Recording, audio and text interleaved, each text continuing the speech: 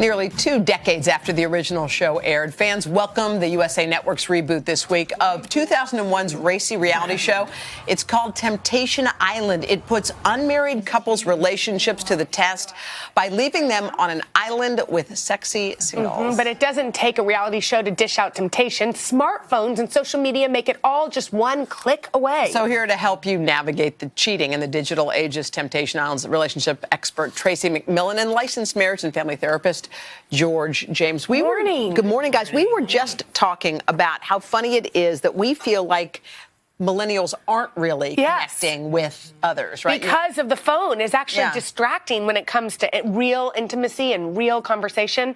But does it also tempt you to have more affairs? I mean, in a way, Temptation Island is a metaphor for the entire internet. You know what I'm saying? Your phone has temptation everywhere. Then it doesn't need to be wearing a bikini. It's just as simple as sliding into someone's DMs. So here's the funny thing. So there may be an ex-boyfriend you have, and you're sitting at home, you're kind of bored, and you just text, hey, just checking in.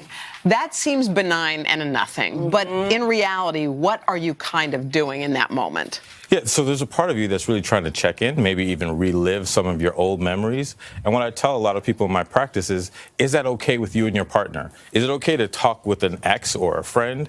Because some relationships, that is crossing the line. That is a boundary that could lead you, as you say, down the slippery slope into cheating. Do y'all think that is crossing the line? If you are texting without your partner knowing, even though it may be benign, do you think you consider it cheating? I would say that my definition of cheating is very simple. If you wouldn't do it in front of your partner and you wouldn't tell your partner about it, it's cheating.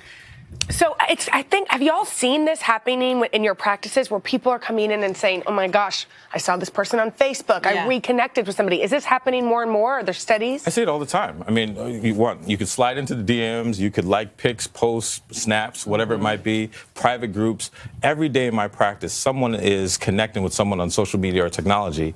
And about half of that, they get into some really risky and dangerous places. But I think the funny thing is, I think people can convince themselves, I'm not doing anything wrong. I'm not really cheating. I'm not going to. I'm just looking at Instagram. It's not a big deal. Or I just said, hey, why am I going to tell my partner? It's not that big of a deal. Well, this is the thing. I feel like deception really starts with self-deception. It's like when you tell yourself, like, oh, I'm just saying, hey, and it's like, well, what is your motivation? Exactly. And to me, it's like when you really get into your intention. What is your intention in saying, hey? Why would you reach out? Exactly. Right. What do you want them to say back? And then where is it going to go? That's the thing. Also, George, this must be because people are feeling like there's something missing from their relationships. If I came to you with Henry, my husband, and I said, okay, we need something, what advice would you give for people that are trying to stay away from this type of thing? The hardest thing is to really evaluate your relationship, to recognize that you might have some pitfalls or some areas that really need to be worked on.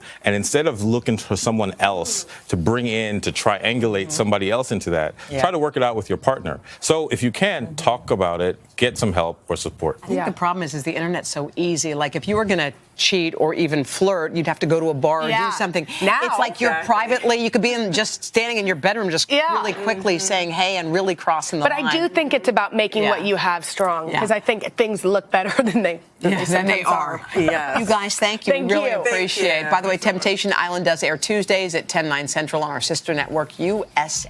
Okay.